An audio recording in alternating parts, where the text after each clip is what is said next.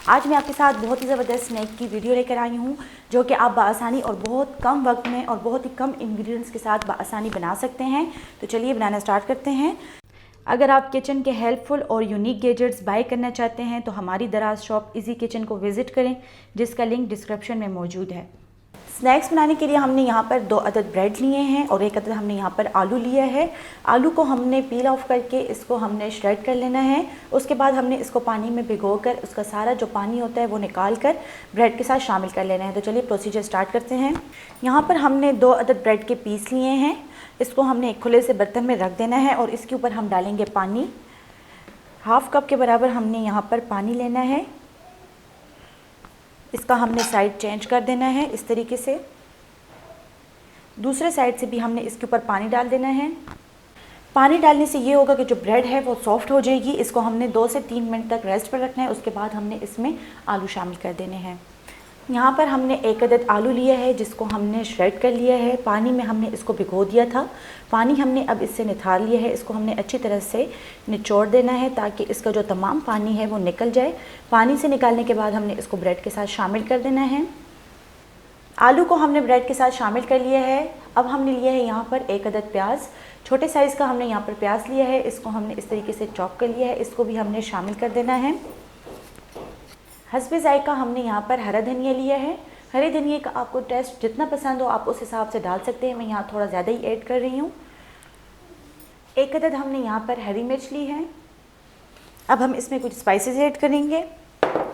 1 tablespoon हमने यहाँ पर नमक लिया है। 1 टीस्पून के बराबर हमने यहाँ पर कुटी हुई लाल मिर्च ली है। 1 टीस्पून हमने यहाँ पर ज़ीरा लिया है। हाफ़ टी स्पून हमने यहाँ पर लाल मिर्च का पाउडर लिया है। स्पाइसेस डालने के बाद हमने तमाम चीज़ों को अच्छी तरह से मिक्स कर लेना है इस तरीके से। आप देख सकते हैं यहाँ पर ब्रेड सॉफ्ट हो चुकी है जो कि इजीली तमाम चीज़ों के साथ मिक्स हो रही है। इस तरीके से हमने इसको मिक्स कर देना है। यहाँ पर आप देख सकते हैं हमने यहाँ पर मटेरियल रेडी कर लिया है। अब हम इसकी छोटी छोटी सी टिक्कियाँ बनाएंगे। इसको आपने इस तरीके से सॉफ्ट बनाना है। अगर आपसे ज़्यादा सॉफ्ट हो जाए तो आप इसमें 1 अदद ब्रेड का पीस मज़ीद शामिल कर सकते हैं, जिसकी वजह से ये बिल्कुल ही नॉर्मल हो जाएगा। इस साइज़ में हमने थोड़ा सा ले लेना है और इसको हमने गोल गोल करके इसके बॉल्स बना लेने हैं। उसके बाद हमने इसको प्रेस कर देना है और इस साइज़ में हमने इसको छोटी छोटी सी टिक्कियाँ बना लेनी हैं। इसी तरह से हमने बाकी की तमाम भी बना लेने हैं। इस तरीके से हमने छोटी छोटी सी टिक्कियाँ बना ली हैं। अब हम इसको शैलो फ्राई करेंगे। ऑयल को हमने यहाँ पर गर्म कर लिया है। फ्लेम हमने यहाँ पर बिल्कुल ही स्लो कर दी है ताकि जब हम इसमें डालें तो ये जले नहीं।